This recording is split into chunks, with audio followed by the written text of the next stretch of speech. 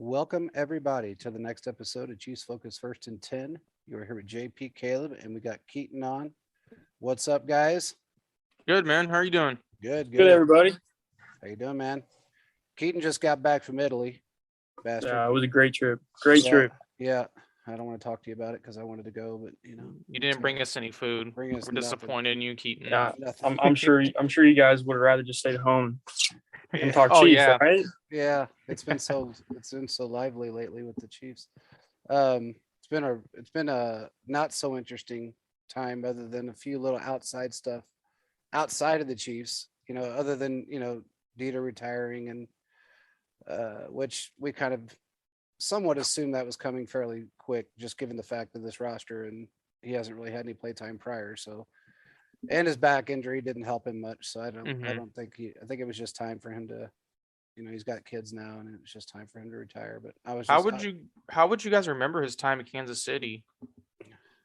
Well, he didn't play that much, but I mean, he was best friends with almost all the players. So yeah. I mean, I feel like he was a personality, that's for sure. So. For sure. Yeah. I feel like, and I said this kind of earlier, but I feel like it's not. He didn't really get the opportunity per se, and I feel like last year would have been the opportunity for him to get some valuable snaps. But we end up seeing is like players like DeMarcus Robinson were taking his snaps. And I feel like when it came down to, I think Dieter would have probably done a little bit better.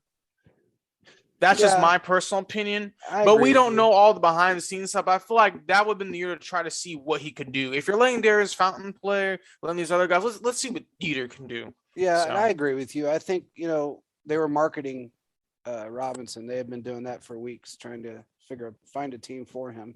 Through trade last year, and Dieter was Mahomes' best friend for sure, and he was there for Tyreek during his time of trouble. And he was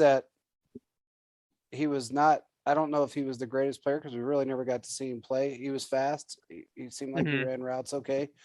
I think he was more that personality in the locker room that just gave everybody a lift, kind of like that Charkandrick West style of guy, that Charkandrick always had a smile on his face, and when he walked on the field, everybody was happy to see him, and he always had everybody laughing. So that was I could be wrong, but I think Mahomes and Dieter roomed together in minicamp his first year. I might be wrong on that. Yeah, but I think you're right. I believe that's true.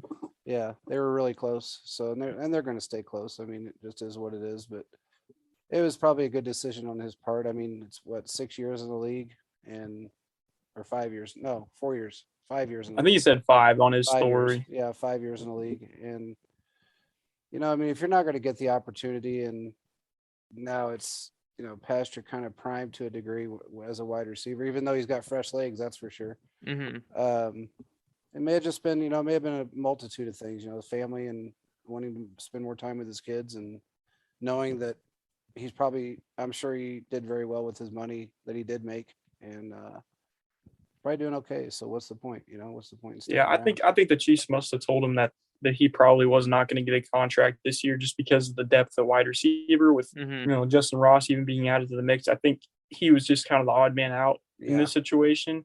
In the last couple of years, he's been a fringe player, and I think he was just tired of constantly putting in the work, going through being a practice squad player, and then just never getting to play. While also taking a toll on his body. And guys that have played 5 years in the league, I don't care if you didn't play or not, they make pretty good money. So I'm sure he made enough money. And he mentioned on his story that he was maybe wanting to open up a business of some sort. So that may be what his next goal in life is. And I wish him the best. And in other news, I saw that Brandon Marshall retired, or not Brandon Marshall, Flowers. It was Flowers that retired today. Yeah. Brandon Flowers retired. Yeah. And there was another one that retired too. And I can't think of who it was, but I got brain fog right now. But was it a Chiefs player? No. I can't think of who it was, but there's been 3 retirements that I've heard of in the last week. Dieter being one of them, Flowers, and then one other one.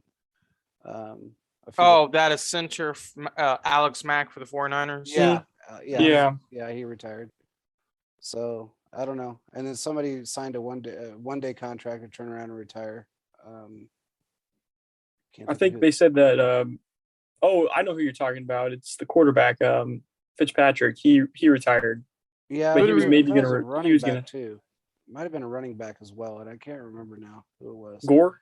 Gore, it might have been Gore that decided to do a one-day contract and then retired Yeah, as a 49er. he retired as a 49er. Yeah, so there's been a few, but it's part of the game. I mean, he played a long time and played well up until the end. So I think the crazy part of his career is he tore his ACL twice in college. Yep. And he still was able to put up lengthy career. I think he probably had one of the longest careers of any running back in the NFL in history. So Adrian cool for Peterson, him. He's a good player.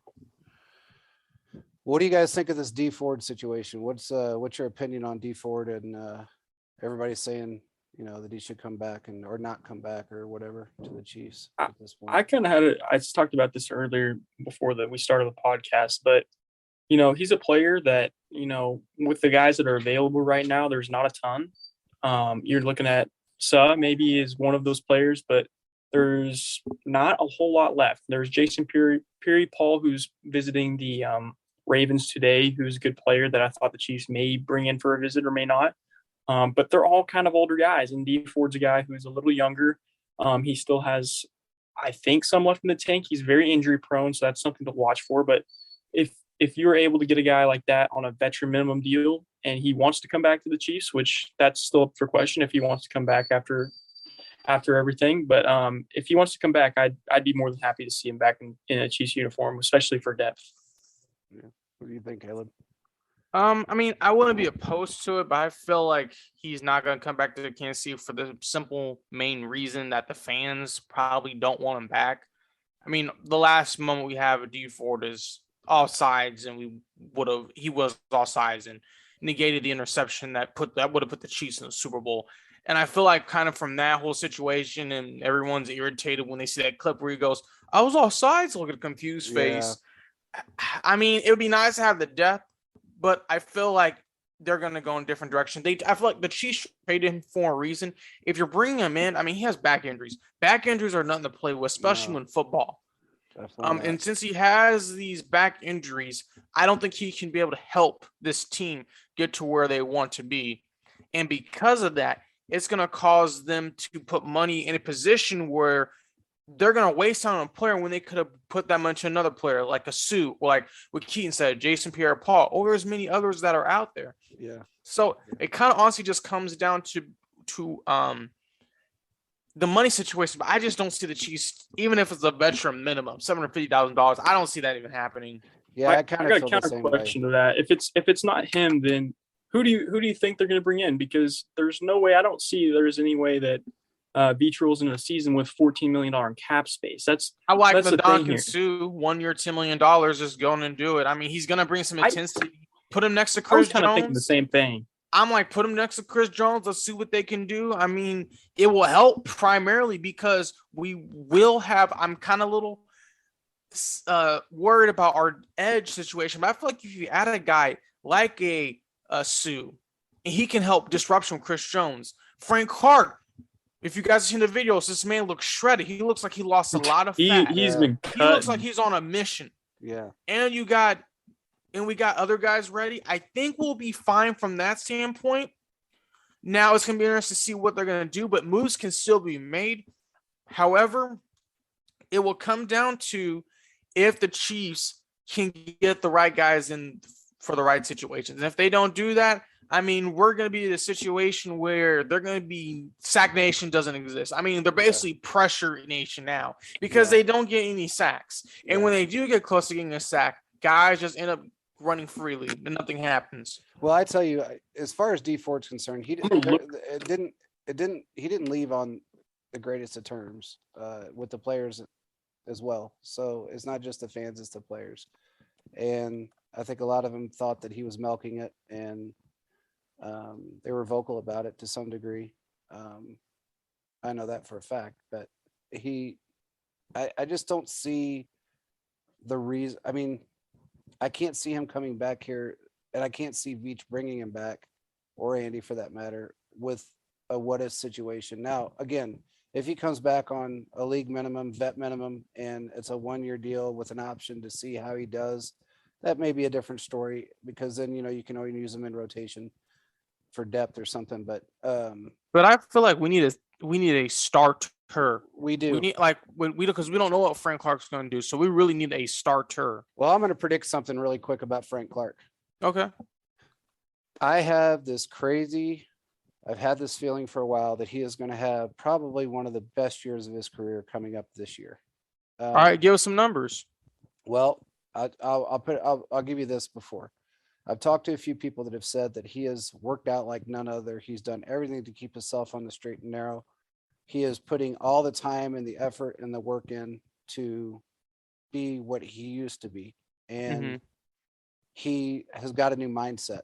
And with the new mindset brings motivation. And I think he has that. I would not be surprised if he had 10 or more sacks this year.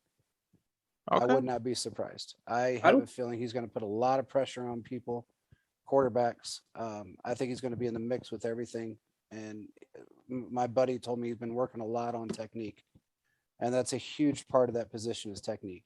And they said he has been really putting the work in for that. So, okay. So something interesting about what we were just talking about.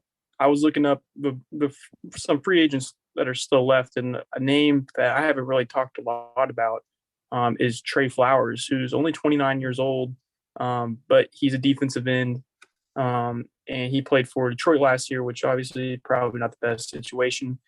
He joined one of his coaches that used to coach him up in, I believe it was the Patriots.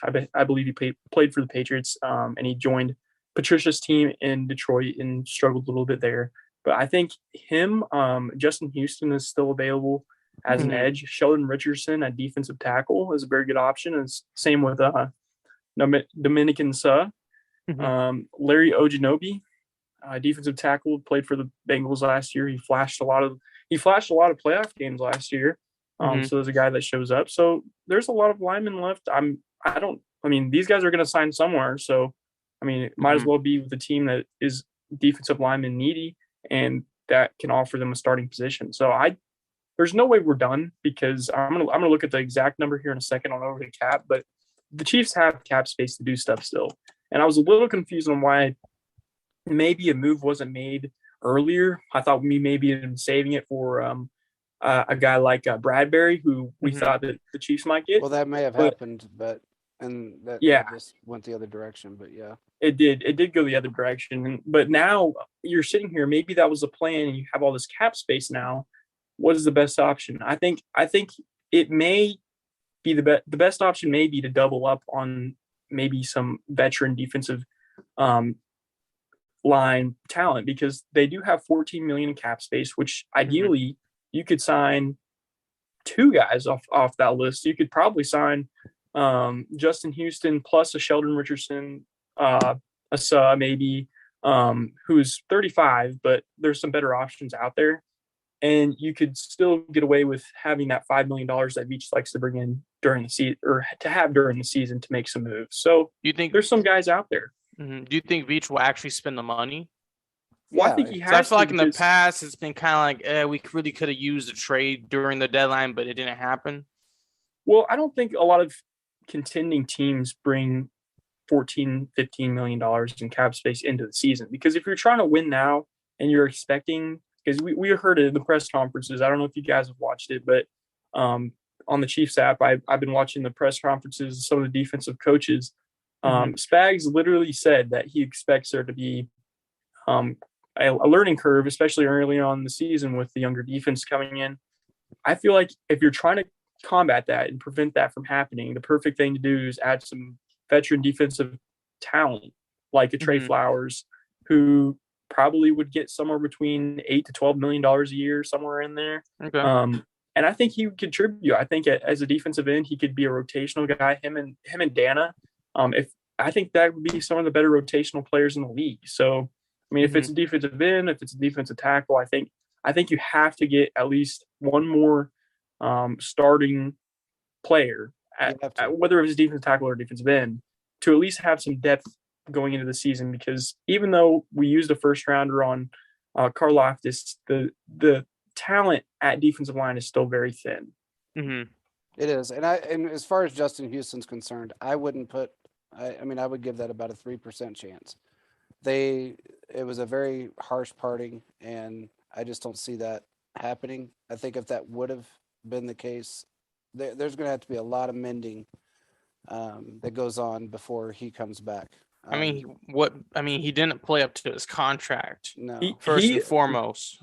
He did post a picture of him in a Chiefs helmet before he signed with the Ravens. I know. Yeah, I know. and I didn't get that, but I mean, maybe he was trolling. I mean, it wouldn't be the first time a player's done that. He was trolling. I mean, I think he was trolling. Yeah, he was trolling. I mean, that's just something he was doing to probably just piss everybody off. But he was one of the greatest we had for a long time, and when he got that contract, he just kind of fell off, and it's sad to see that happen, but it was a bad parting, and I don't think that it would be very easy to get him back.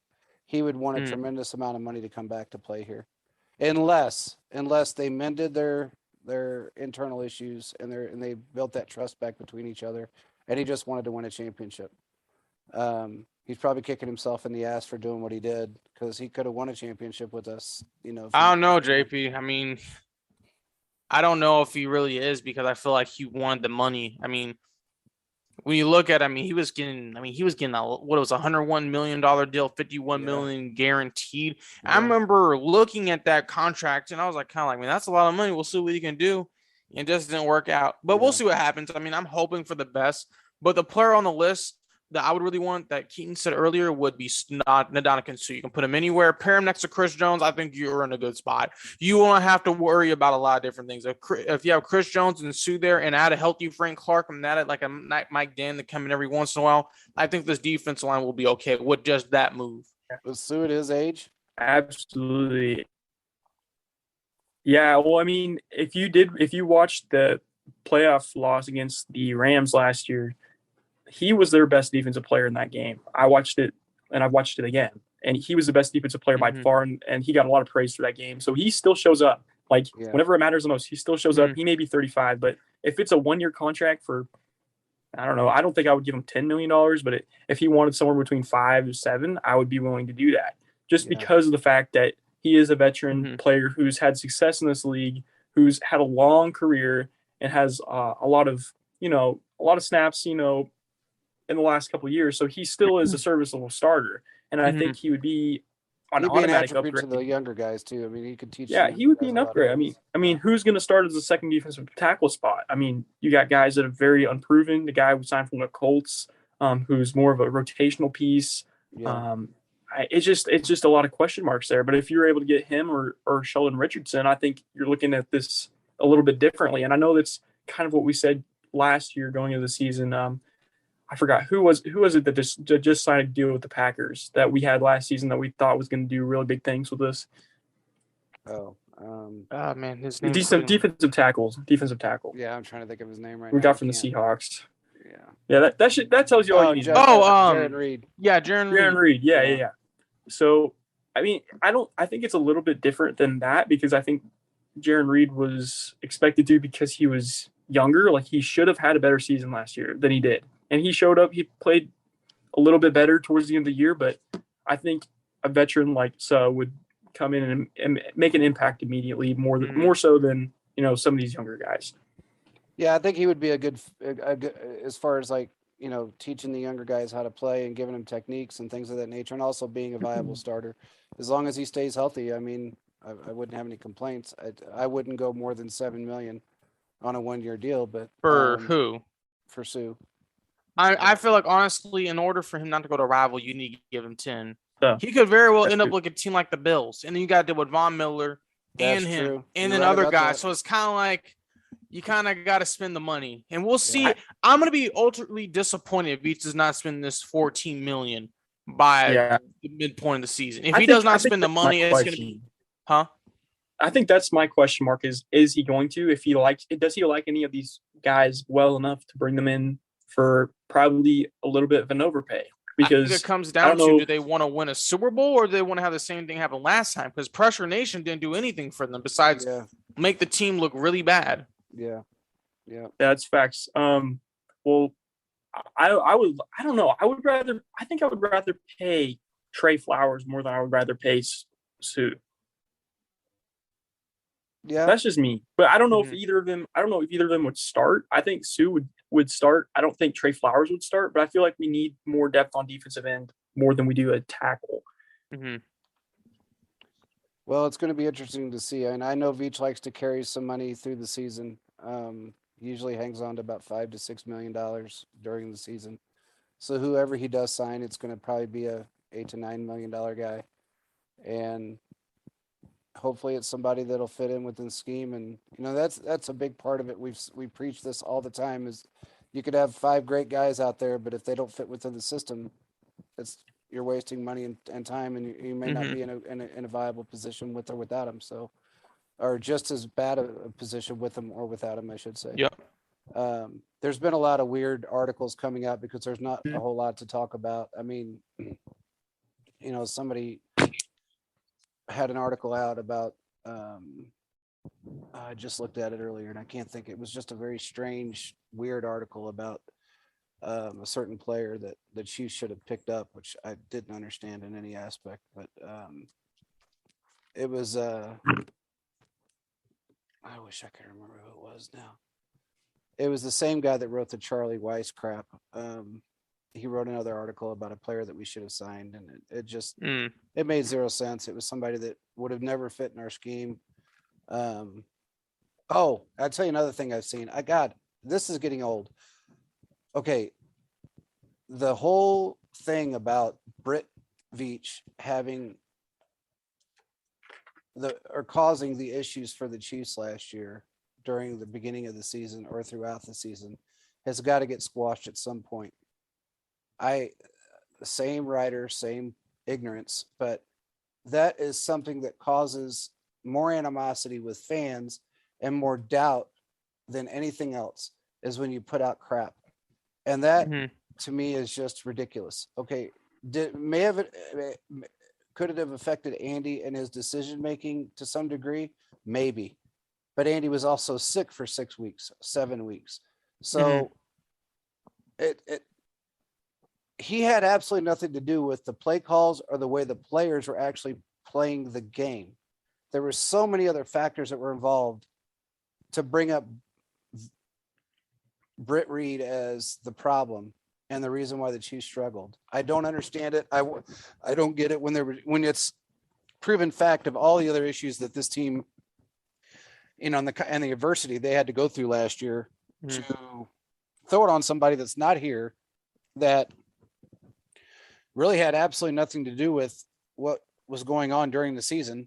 It wasn't an emotional thing. It didn't. I mean, if it affected anybody, it affected Andy. It didn't affect any of the players. So I don't know, man. It's weird. And one thing I would kind of add to it, I mean, when you look as a whole, the team, they had, like you said, Andy was sick. You had them, they were losing a bunch. They were doing a new offensive scheme. So there was a factor being different issues. But one thing I kind of looking forward to this season, I'm wondering if the coaching staff can be more reactive very quickly instead of being more passive. Remember, JP, we were talking about the position battles we were seeing, where we're seeing guys we're not given a chance, like DeAndre Baker was not going to play. Thornhill was not being able to play. Yeah. And I'm kind of wondering, all right, is Veach and this defensive coaching staff and Andy's overseer, are they going to actually make the right moves? And that's kind of something I've been looking at and like, well, if this team wants to make that next step, this is where it needs to be done. Well, they've had those conversations last year, and I know at the end of the season, Veach had conversations with everybody, coaching-wise, about how things ended up in players that shouldn't have been on the field in the wrong position, especially on defense. And that, I think, is probably going to this is going to be a make it or break it year for Spags. I'm just going to be honest with you. It should be, because he's done some good stuff, but I don't know if you agree with me, Keaton, but his moves over the last couple seasons have been very questionable per se. It just doesn't make sense. Like, to the average fan watching, you're seeing Thornhill being on the bench, one guy who's exceptionally athletic, and then you see Sorensen out there getting burnt on every play where that, Thornhill doesn't get burnt. It happens maybe once or twice. Sorensen got burnt almost every game. It just didn't happen. And you ask every time the media asks, like, how come Thornhill's not playing? Like, there was no answers. No one could give us a definite answers as to why. They were saying stuff. If I'm right, I think they were saying stuff for Sorensen, like, well, he's been here longer. He knows the scheme and knows the system. And I'm like, okay, that's great and all. But when you play bad in a game, your coach is supposed to take you out. And I will stand by this. The Chiefs ultimately wasted Armani Watts and Dorial Daniels' first contract. Yeah. You could have let Armani Watts play in Sorensen's position. I believe if Armani Watts would have got more playing time, he would not got beat like he did in the division round of the playoff game. I really think guys like Dorial Daniel could have been helpful against a scrambled quarterback like a Josh Allen in that game as well. But they didn't get the opportunity. And when they did get the opportunity, specifically for Armani Watts, it didn't work out. Well, as far as Thornhill and Baker are concerned, we've talked about this before, and we know it to be fact that it was all internal. And Baker was in the doghouse for pretty much the entire season, and Thornhill was in the doghouse for a while, and it was a stupid thing, and we knew it. We talked about it on the show that coach that started all of this would be gone at the end of the season, and he was, and he's now in Miami. But to me it was a dumb move on Spags' part to, regardless if you have an issue with someone because of another coach and you really don't see it yourself, I think you need to put your best players on the field if you want to win. And that's just that simple. I don't know why he allowed the depth chart and a coaching issue between two players get in the way of us succeeding, but he did. And that was part of the conversation that I know for a fact that was between Andy and the coaching staff, was that, there was a lot of issues besides just offensive internal issues. There were some defensive internal issues. We've talked about it numerous times, and it's all become true. We all know it to be true. It all came out well after the fact that we talked about it. In fact, one of them came out on ESPN, but the day after we talked about it on our show. But it was ego and old school mentality that kept players off the field that should have been on the field. And I think that was a huge mistake on Spags' part. And that's why I say I know this is a make or break it year for him, because if he doesn't improve his coaching style and get out of the depth chart mindset, he's going to be gone next year. It's that simple. I know that to be true.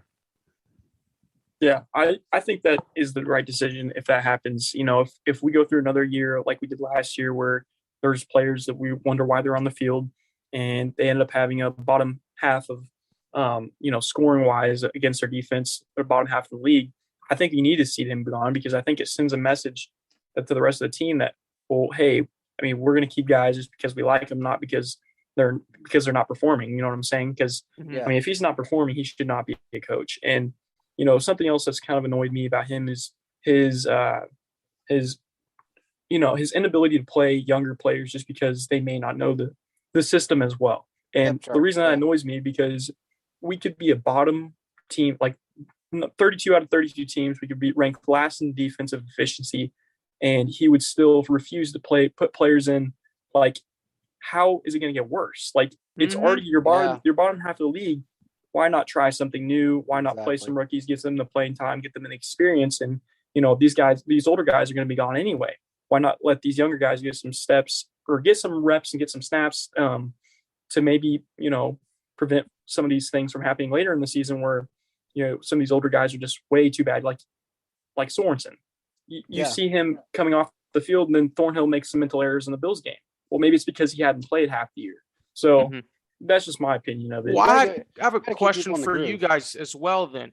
Do you think that ultimately falls on Reed? Is Reed at fault by letting this happen? Reed is the head coach. He's the overseer. Is this kind of his fault? No. And the reason you don't think so? No. And this is the reason I say that. Everybody, because he's the head coach, doesn't mean that everything he says goes.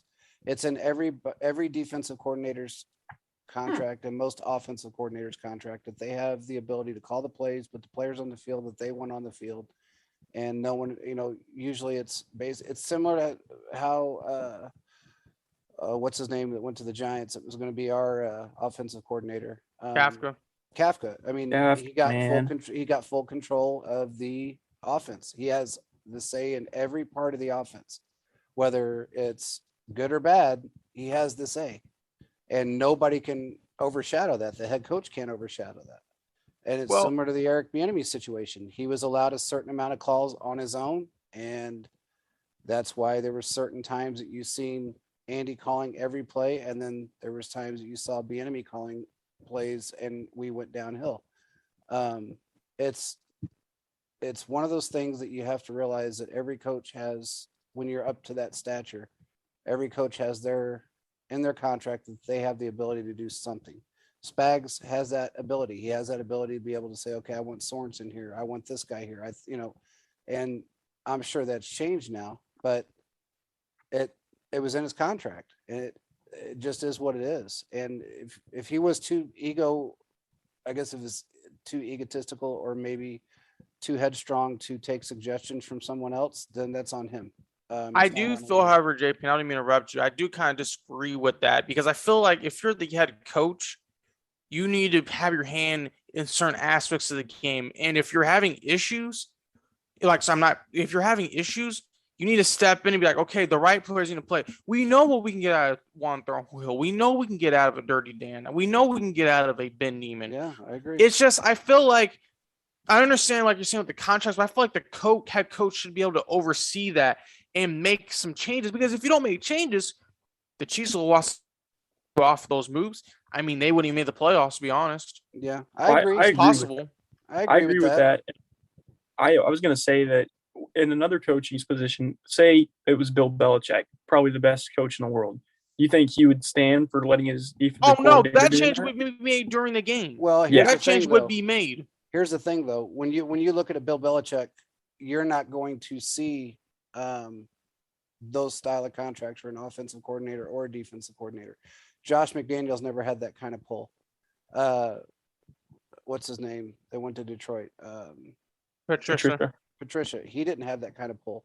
There's certain, because you're looking at basically a coach / GM, and there's a difference. There's certain teams that, and it sucks because Andy should have that say so, and he should have had that say so, but he didn't. I don't think that Josh McDaniels ever had it in his contract that he could change a play on Belichick. I don't think that Patricia did either. Belichick is a defensive-minded coach anyway, and when it comes to that part of it, he's going to make those decisions. Andy's an offensive-minded coach. He's going to make those decisions. Some coaches are lucky enough, especially if they're a coach / GM, that they can get away with putting the contracts together and making it the way they want it. But for the most part, 98% of the coaches in the NFL have a certain amount of criteria in their contract that states they are allowed to do this, do that, do the other. And it's just kind of part of it. So I just feel at a certain point, you got to step in. Yeah.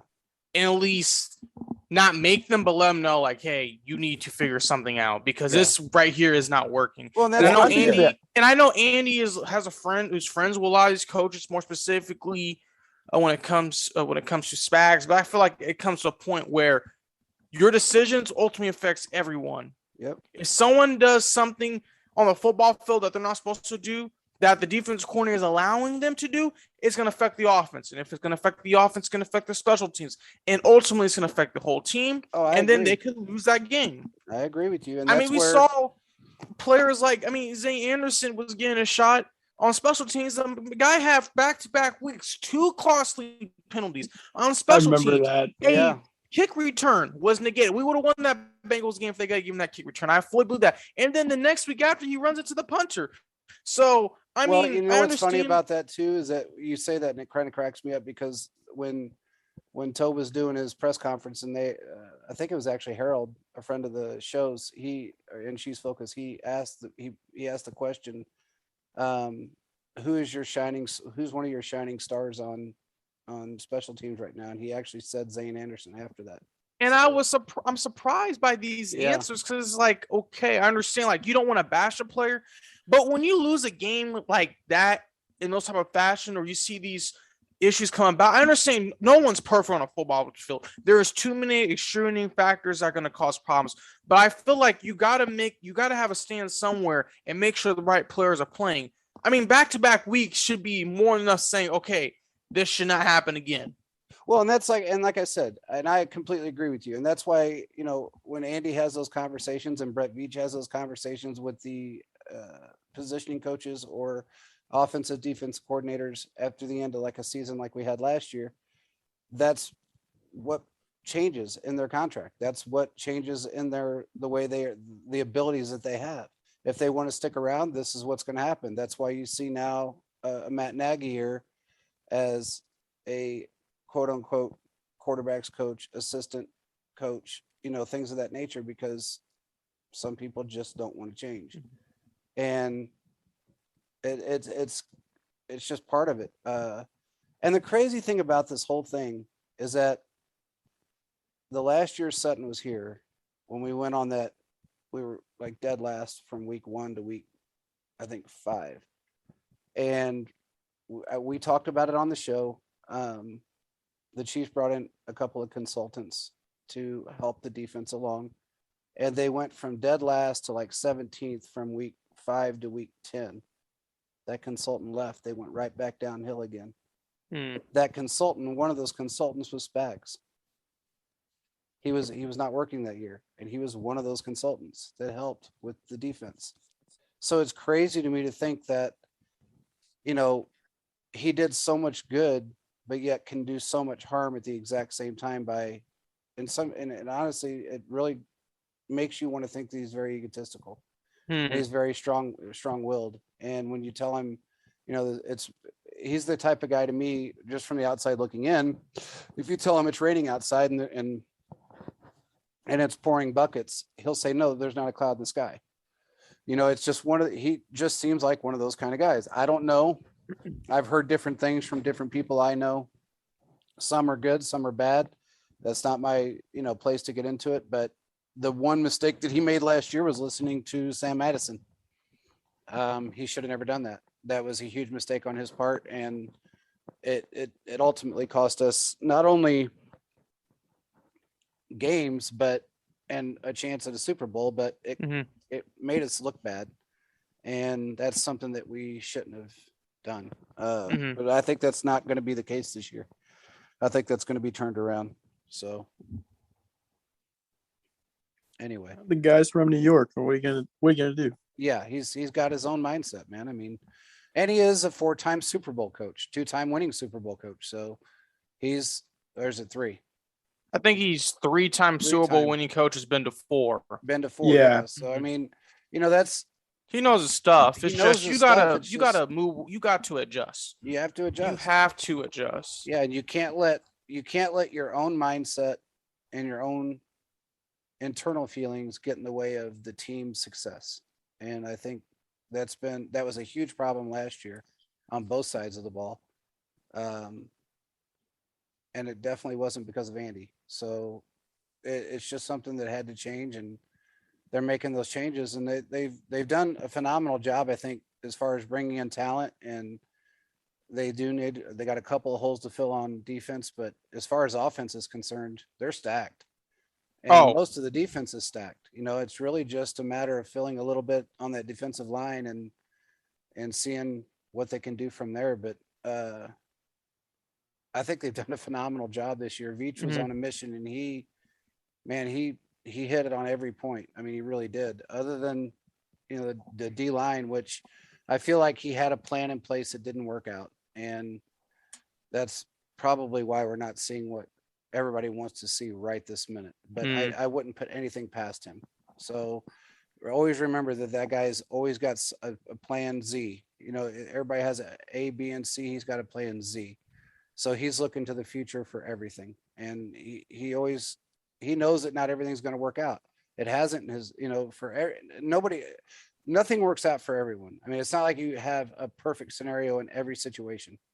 So we're lucky enough to have somebody that looks so far into the future that he knows, okay, if this doesn't work out, then I got to go to this one, then I got to go to this one, and I got to run through the alphabet until I get it right. And I think we're going to see that with him. It's just time. I mean, it always takes time, and especially when you're building in pieces. And that's what he's done. And he's kept us in the AFC Championship or in a Super Bowl 4 straight years by doing the exact same thing. I mean, look, last year, he completely rebuilt the offensive line, got rid of a wide receiver, brought in other people that were new to the system, and we still made it to the AFC Championship game, which nobody else can say they did that. And the Chiefs weren't in a spot to make the AFC Championship game when you're looking at the beginning of the season. No, they were 3-4. So, I mean, they weren't in a great spot, and they didn't look like they were going to come out of it there for a little bit. So, but they did. And I give that a lot to Andy and the players. The players wanted to do better. Andy wanted them to do better. And he stepped in and made the changes that needed to be made offensively. And as far as defense, yeah, he did make some changes. I think a little bit of ego got in the way from week 17 on, and that, during the regular season, I think it was week 16, 17, got in the way, and that hurt us a little bit. I mean, we went from 17th overall to 27th overall because of really a game. And that sucks. It really does, because we were doing really well. At one point, we were 6th in points allowed, ranked 10th overall there for a little bit. And then it just kind of, I don't know. It's hard to, you're not in the minds of those people, and you really don't know unless you're hearing something directly from the horse's mouth, and you're never going to get you're never going to get the truth out of them. I mean, you're never going to get exactly what they were thinking at that moment. It's rare that happens. Andy takes the blame for everything. Mahomes takes the blame for everything, but none of the other coaches really took the blame for anything. If you ever listened to the pressers, you never seen Bieniemy go in there and say, well, I made that mistake. You never heard that happen. That never happened during one of Bieniemy's press conferences. You really never hear it from Spags. Spags always has an excuse as to why he did it, but he doesn't say that was my bad. I screwed up. So I don't know. No. So yeah, it's just kind of just one of them things that kind of come about. Yeah. So. I mean, there's not much you can do about it. You just have to hope and pray for the best. And I think we're going to see a lot of changes this year, as far as performance on the field and coaching style as well. I don't know about you guys, but that's just how I feel.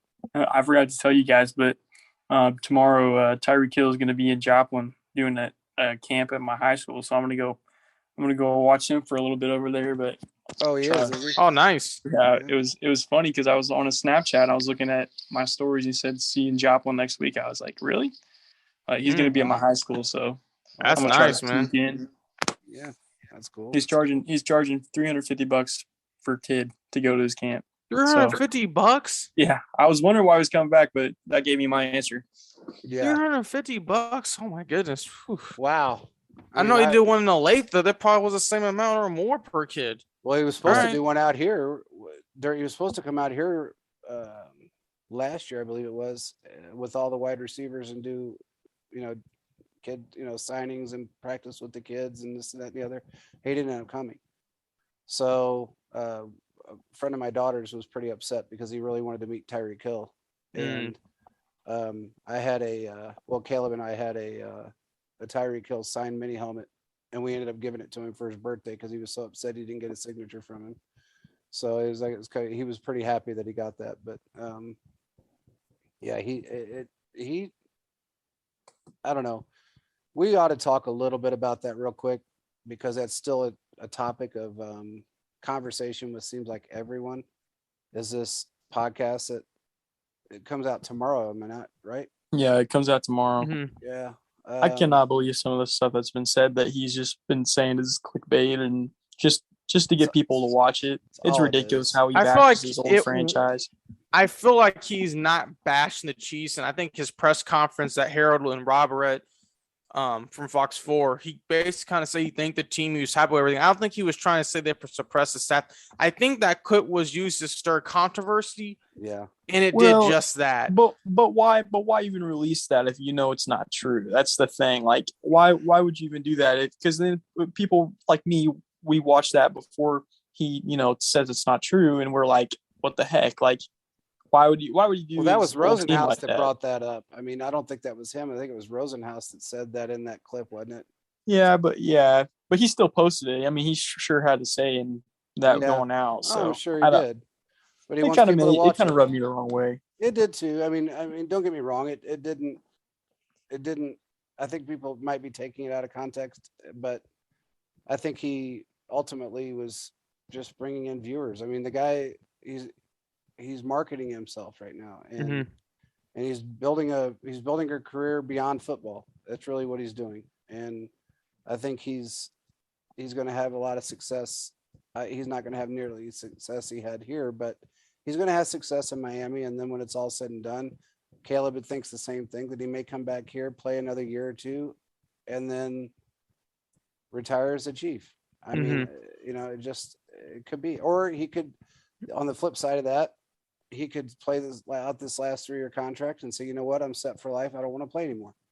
One quote that was very interesting to me is he was basically kind of defending Tua, and he was saying, I had Matt Moore as my quarterback for game. Matt Moores. And I had he had like 175 yards, and he was like, Tua's 10 Matt Moores. And I'm like, okay, I mean, if he feels that confident, I mean, if he can have a 1,000-yard season down there, hey, props to him. He can do it. Yeah. It's going to be interesting how he's used, though. Have you seen the player comp on that with Matt Moore? They posted Matt Moore's best year in Miami versus Tua's, and they're almost identical. Yeah. And someone said 10 Matt Moores. Come on. I'm like, yeah, it's facts. Yeah. I think Tua still needs some room to grow, but we'll see what happens. But Matt Moore, I think, was a great backup and really helped the Chiefs win that Super Bowl run. He's not going to have any excuses after this year if Tua doesn't play well, and they end up having a losing season, or maybe just not even winning their division. It's going to be kind of crazy to see what goes on, because I know. I don't know. They might end up making a change, but we'll see, I guess. And it seems like Tyreek decided to chase some money. I mean, no problem too. I mean, there's no issue with that. I mean, I understand why he did that, but I mean, it looks like his numbers will possibly go down. So I think they have to, especially with Waddle being on the team. They're going to be spreading the ball around a little bit more. So his numbers are definitely going to decline. And I think that's probably why he wanted so badly to play special teams. And that, I believe you may hear partly in that podcast, is that we wouldn't allow him to play special teams because it is dangerous and you'd take a lot of hits, and we didn't want our best wide receiver out there getting hit running footballs exactly back, And I understand. I understand why they don't want to play special teams. It makes sense. Yeah. So Miami doesn't. That kind of gives you an idea of how Miami doesn't really give a shit about their players when you really think about it, because I think Miami's in a mode to where they're trying to take this team to the next level, and they think Tyreek Hill can do that. And once that happens, they can probably bring in more free agents and sell the atmosphere. I think that's probably what they're trying to take it to the next level. Yeah, they're trying to do kind of what the Chiefs did with Alex Smith to help bring the team back into prominence. But they're bringing a guy like Tyreek Hill in and trying to bring in a different coach, do philosophy, just trying to turn everything around. Because if they can do that, the Dolphins might be able to the Dolphins might push the Bills. It's very possible. I think they could have if they had kept Flores, but I got a feeling that's going to backfire on them. So that's just my opinion. I kind of like the new coach they hired, but I agree that Flores is probably the better option. I think anyone from the Kyle Shanahan coaching tree is going to have a little big success, just based off the fact that he was the run game coordinator, and they were amazing at that, just getting guys into open space and all that, and creating plays for their players. And I think he will have success in Miami, but I think it's the same situation that the Chiefs were in, where you may have a quarterback that's not superstar level, and that ends up just costing you. They haven't even been to the playoffs with Tua, but I assume that when they do go to the playoffs, they're not going to be able to get over the hump. Because Tua is a guy, he has national championship experience, but he hasn't played on the biggest stage in the NFL, which is quite a bit different. And I don't think it's going to end the way that they think. And it's crazy to say that they could have had Justin Herbert and Tyreek Hill and all them, and then I would say, they have a real shot at winning. But and that's sad just with too, the Bills I've in their division. I've always been a Tua fan, and I always thought he could actually do something. But I think a lot of it had to do with coaching. not as far as Flores is concerned, but he didn't have a good quarterbacks coach. He didn't have the. Well, he didn't get support from the organization He didn't first get and no. foremost. That's what I'm saying. He didn't get Yeah. any support from the organization. So, it Flores was his biggest advocate, and of course that's the reason why Flores is no longer there. But it's just, well, I can't say that. That's not the only reason why. But and I don't really want to get into the. I've already had my say on what I think of that owner and what he's proven to be true about himself. Yeah, he wanted Deshaun Watson, if that says anything. Well, he wanted a lot of things that it's funny how he wants the star black players, but he doesn't want a great black head coach. And he's made some questionable remarks in the past, and he's kind of proven himself now. I think and I mean, I don't care what anybody thinks what I say. I think he's a racist piece of shit. And I think that's the reason why they're suffering and the reason why they have for a long time. That's just my opinion. But Do you guys think the Dolphins, if the Chiefs have been playing the Dolphins in the next year or two, do you think Tyreek Hill will go off on the Chiefs, or do you think he's going to be kind of blanket coverage?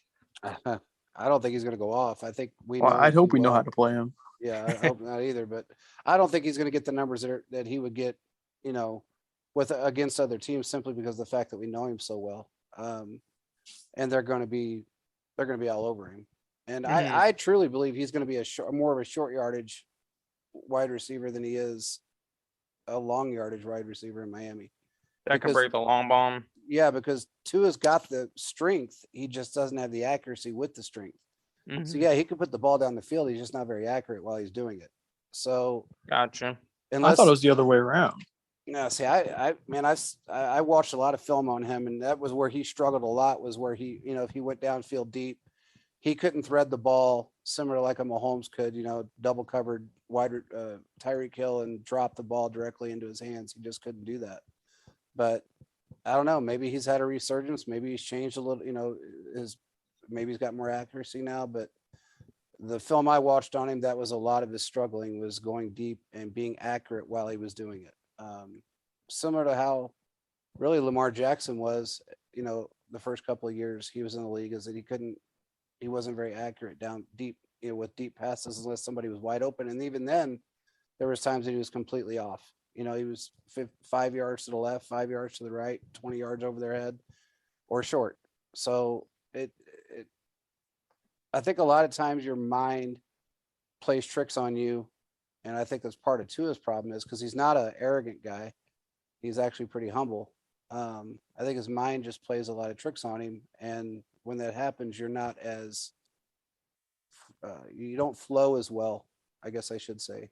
And I think that's part of Tua's issue. I think if he would get out of his own head, he'd be a lot better player. I feel like, and had the right coaching that would instill that into him. Because we see that with a lot of people, a lot of players have their own head, their own mindset kills the way they play the game. Even though they could be a phenomenal player, when it gets into their head, it hurts them. We've had it on our team. So it's just that sometimes that's coaching, sometimes that's your own mind stability, or your personal stability, along with what you're hearing from the outside noise. If you let that get into you, and then your coaching not doing their job, it all plays a part in everything. And who knows, maybe Tyreek will help him become more accurate, become that more confident, have more confidence in himself to be able to play and not and drown out all that extra noise that he's been hearing for the last few years. We'll just see what happens. I mean, they spent a lot of money this year to build that team up, so I'd like to see him rival the Bills. I think, if any team, they got the weapons to do it. They do.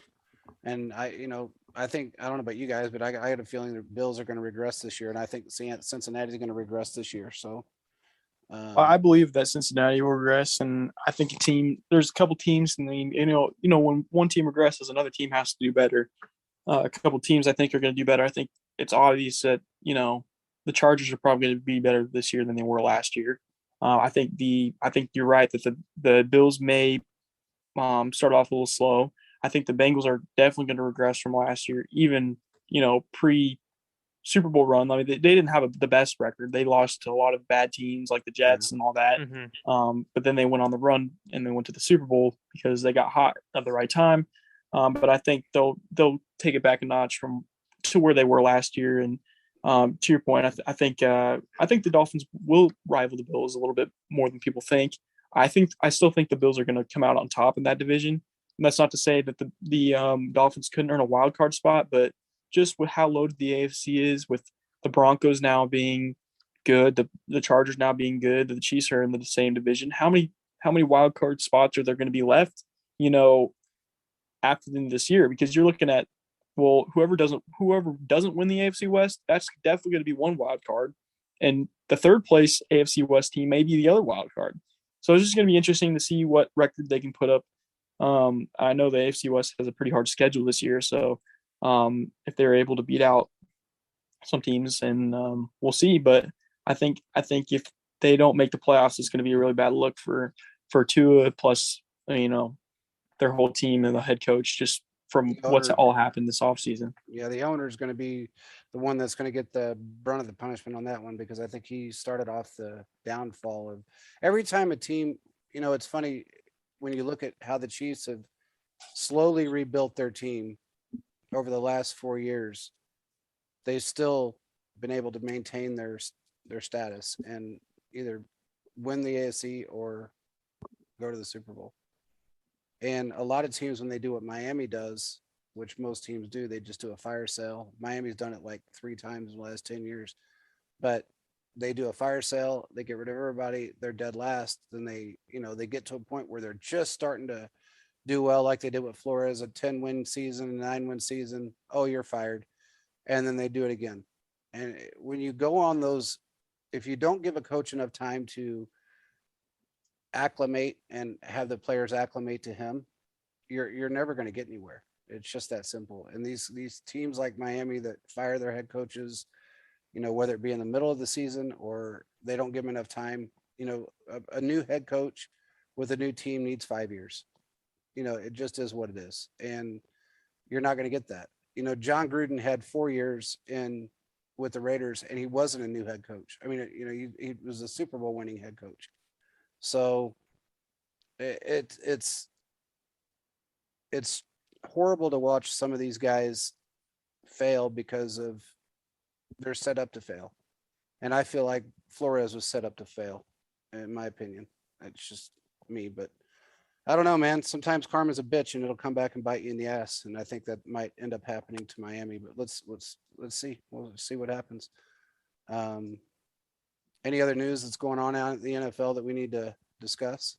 Yes, just go ahead, Keaton. I didn't really talk about possibly the comments by Orlando Brown, possibly his signing an extension. It sounded like that, he was going to use his leverage of the fact that the Chiefs are not going to go into the season with a backup left tackle or left tackle against them. I just want to talk maybe a little bit just about, when do you think this contract will be signed? How much do you think it'll be? Do you really think he'll maybe get the top money in the NFL, or do you think that was just, more of a public outcry of things that they think they're going to happen that are going to happen? What do you think, Caleb? I think Brown's probably going to get some money. I think they're going to have to really try to put a bonus structure in their form in order for it to not count against the cap. And maybe some of that money, the $14 million Beach is going to have, will go towards Orlando Brown.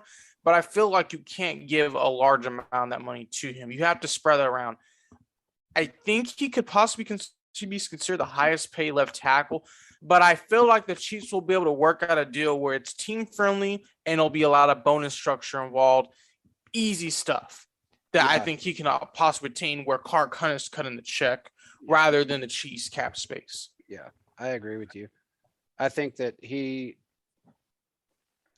in terms of age and the highest paid right now, which is Trent Williams, I would say he definitely deserves to be the highest paid if you're looking at those two players, just simply because of age and he's not injury prone. I mean, Trent Williams, the year prior to us almost signing him, was out a lot because of injury. So does he deserve it because of the market? Yeah. Because of his play? Yeah. I mean, he does. And he's right. The Chiefs aren't going to go in, blindly with the backup left tackle unless for some reason that backup just turned out to be phenomenal. But it, like you had said, Caleb, and we talked about on the show last week, it's going to have to be some type of a team-friendly deal, whether it be bonus structured that he can obtain easily or something of that nature that keeps him here. Now, as far as and that puts you in a dilemma because you need Orlando Brown. There's nobody else out there that can really replace him that we have. But then you also need help on the defensive line. So where do you go? You got $14 million.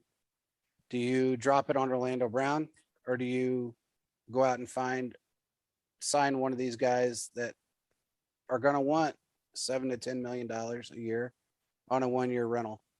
Which way do you go with that? Well, I thought that it could possibly even open up more cap space by signing him long term. I thought that was the conversation, that maybe signing Brown to a longer deal could open up, $5 to $10 million in cap space. Well, I think it would be an extension, and that's pretty much over with because he was only on a 1-year deal with us, and now he's no longer. He's actually a free agent. If he was still actually a Chief per se, then yeah, you can extend him and drag the money out. But right now, he's not really a Chief. That ended in March, so he's not really. He's not signed by anyone. He did a franchise tag. You can go that route. You could go that route, but the problem is with that, if you tag him, somebody else is going to come in and snag him in a minute for what he wants. Well, so we did tag him, I thought. We did, but I'm saying he's going to get snagged by somebody. So I think his tag was like 15 million. It's like around 18 million, 18 but million, I don't think another team can snag him until next year. No, they can get him this year if they wanted. I think I have to look at the rules, but I don't think so. I think franchise tag locks him up for 1 year for. I think it's a percentage of the highest paid in the NFL per position. So if you were to like franchise tag a quarterback, it'd be somewhere between 35 to 45 million. And somebody couldn't come in and match or beat that, and then he could walk. Yeah, no, I think if it's a franchise tag, you're with the team for a year, no matter what, and then the next year you can renegotiate, or you can just decide to not play on the tag, which is something that could happen if. Well, I know they could tag him up to 2 reached. years, though. If I'm not mistaken, they could tag him up to 2 years. Well, yeah, you can, like, if next year, if they wanted to tag him again, they could do that, which they probably wouldn't because players hate playing under the tag. But yeah, pretty much he can't be touched by another team, but he can decide not to play under it and then lose money, like we saw with Le'Veon Bell or that's true. Some other guys. That's true. I know it used to be at one time, and I guess I haven't kept on the rules, but I know at one point if somebody franchise tagged you and another team came in and they offered more during a certain time period, you were able to take that contract, or that team that you were franchised with had to match it or beat it. And I don't know if that's still the rule or not, but I guess apparently it's not. I mean, maybe I've lost. Maybe they've changed it. But that used to be how it was at one time. That would be crazy because if that was true, then another team probably would have already offered him a little bit more than 18 million a year. Yeah, so they must have changed that now. So, and again, that's my bad for not even keeping up with that rule. But no, that's cool. Yeah, it's hard to remember all these rule changes. Yeah, pretty insane how they change them, and there's more implemented now, and they're gonna, from what I understand, they're implementing rules for the referees. They're gonna change some more rules within the league as far as on top of the whole stupid coin flip first, touchdown shit and everything else in the playoffs. All that's changing. They're making a lot of rule changes. There's going to be a lot of new refs next year, from what I understand. Do refs get press conferences after the game in front of reporters? That'd be nice. They're not going to do that because that should be one of those rules. Yeah, I remember back in the day, they used to do that. They would catch the ref before he ran off the field, and they would ask him why he made that call. Well, that's what and a lot of them used to get pissed. And these need to be live if they do them. Yeah, they would do it, when they're running off the field, and a lot of them would get pissed off and just say, well, that's what I seen. See ya. And he would keep walking. Yeah. Some of them didn't answer. But they probably got something in there to where in a contract with the team saying you can't do that, or media. Well, shit. I mean, because the they coach really can't- protect officials now, Yeah, a coach. even can't- if it's a can't even bad say- call that Yeah, everyone has seen. exactly. A coach can't even say anything without getting fined. So if a coach says something in a press conference about a questionable call, they get fined. That's why you heard Andy say 3 times last year, "I don't want to be fined," because if he says anything negative about it, it's a fine. Even the players get fined for it. I mean, Travis Kelce got fined for it. So, Mhm. and he had Yeah, every it's right to say what he ridiculous. said. So, Yeah, especially I think we're gonna see. I mean, obviously in the future, I think you're gonna see a switch to more of a computerized, automatic penalty system where it's a penalty on the field and they can look at it in New York and use all their camera angles to decide the correct call. Because I think especially baseball is a good example of this. I don't know why there's not already electronic umpires, because the strike zone has been a big question mark. I think it's kind of the same for football because, some of these calls that they look at in New York, they have all the camera angles. They're like, well, we can tell you what the call is. It's obvious that, this happened, but it was called differently on the field. Well, although the ref on the field may have a better angle, the guys in the booth have all the angles and they see everything. So I think that's what you're going to see in the future, but it is annoying for right now being a fan, seeing some of these games. Oh yeah. Controlled, like the Edelman touch the ball kind of thing, or the Cincinnati all this stuff game, Week happening. It 17 just last controls week. the outcome of games. It's crazy. Yeah. Cincinnati's Week 17 game was a great example of that. The Saints game was a great example of that in 19. Or no, 8 was that 18? I don't remember but I know you're talking about. The guy 18 tackled him before he even caught It the was ball. the same year that we lost to the Patriots when we shouldn't have. It's like we've said before, you can't you're not going to find somebody that's not a fan. I mean, it's virtually impossible to find somebody that's completely unbiased towards a team. And Cincinnati proved that with Jerome Boger's crew, and that guy's no longer a ref. He got suspended. And that, weirdly enough, it didn't happen until after the Raiders game, but he got caught doing it during that game as well. New York had their opportunity in Week 17 to step in, and they didn't step in one single time. Yeah. Not once during that entire game did they step in. And we've already talked about this on the show, but I blew a head gasket and called my buddy up there, and he actually said, I was waiting for this call. And I said, what the F were you guys doing? I mean, what were you thinking about? And why, you got all these people that, can stop the game in an instant, going frame by frame, and you don't have one New York even glimpse. It just made no sense to me. But he and that's when he told me that they had substitute refs in for the Chiefs and the Cowboys game. And I said, so the two teams that you should have been looking at the most, you looked at the least. And you had other teams that were getting New York calls all day long, but the two teams that had they had the substitute refs are the most substitute refs, and working with other crews that they're not used to working with. You guys didn't call one time, and the Cowboys went through the same thing that during that time, Week 17, they went through the same thing.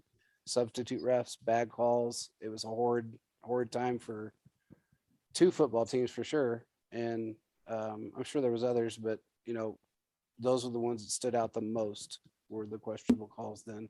And it's always great when you hear somebody that's retired step up and say, God dang, what the hell was that? I mean, Romo's, kind of stepped on his tongue a couple of times when it comes to the calls, and they've made him tone it down a little bit, but because there at the beginning, he was going after the refs pretty good. And even last year, he went after the refs a couple of times, and I guess they've told him he had to tone it down as far as going after the refs, but they're way too protected. They need to be fined, and we've been saying this for years, Caleb and I, that I think they need to do pressers. And if they're going to find a player for something, if the ref does it wrong, he needs to be fined, because they don't make pennies. They get paid very well to do what they do. So, and they don't take near the punishment other than a little bit of flack, is mainly what they get. They have to deal with the flack. They don't get hit. They don't get beat up. They don't get pounded. They get to have 25, 30-year careers and get paid very well to do it. So I don't know. It's just strange, especially in playoff and Super Bowls. They even get more money. So they have to make those changes. They have to really, if they're going to make the game easier on the players, and like Caleb has said, you can't play defense anymore, which is true, then you have to change the rules for the refs as well. You have to make it, they have to call the right calls. If they don't, then somebody else that's watching has to make sure that they called the right calls. And far too many times last year we had heard that what's his name, Mike, the retired referee that's always on the primetime games, when they go to him and ask him what he thought, far too many times did he say that was a bad call, or that was a questionable call, or it shouldn't have been called, the flag should have never left their pocket. You hear that so many times from a guy that spent 30 years in the NFL as not only a head coach, but then also worked in New York, or a head ref, but also worked in New York with the refs. It's telling you something. So those For sure. there's got to be some changes. It just is what it is. But I don't know. We're gonna see what we're gonna do. It's if they franchise tagged him and they got the money to do what they want to do. I don't know if they're going to try to extend him now, or if they'll wait, halfway through the season, or maybe into the end of the season before they extend him. Maybe the market will change for that position, which it usually doesn't for that position. That's the one consistent market that's always pretty high, is that, offensive line. And, it's wide receivers markets change, corners change, running backs have changed a lot over the past, 7 years, other than Zeke. But that's a position that usually, if it does anything, it goes up instead of down. So we'll just have to see what happens, and see how his performance is this year. If it's he's going to play on a tag, he's either going to be pissed off and play like crap, or he's going to be the best he can be so he can get the fattest contract of anybody next year. Yeah. So we'll have to see what happens. But For sure. yep. With that being said, what else you guys got? That was all I had to talk about. Yeah, I think same here. Yeah. Same here. Okay. Pretty much covered everything. Yeah, I think so too.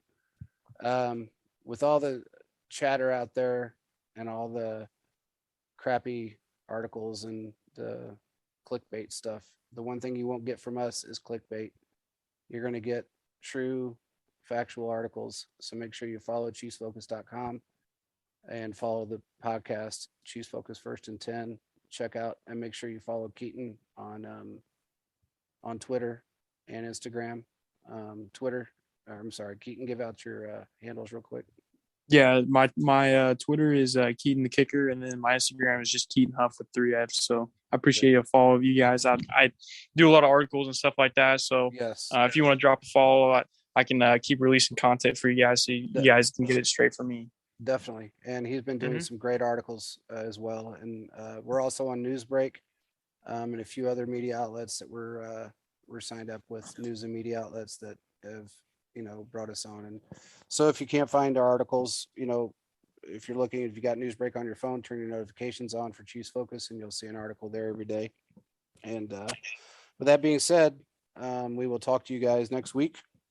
Hopefully there'll be some news, some more stuff to talk about, because this is the lull of the season where it's just that in-between spot and you really don't have a whole lot to say.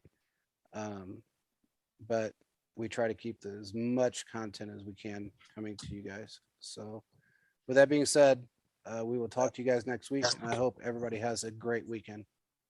See you next time, guys. Thank you. Peace out.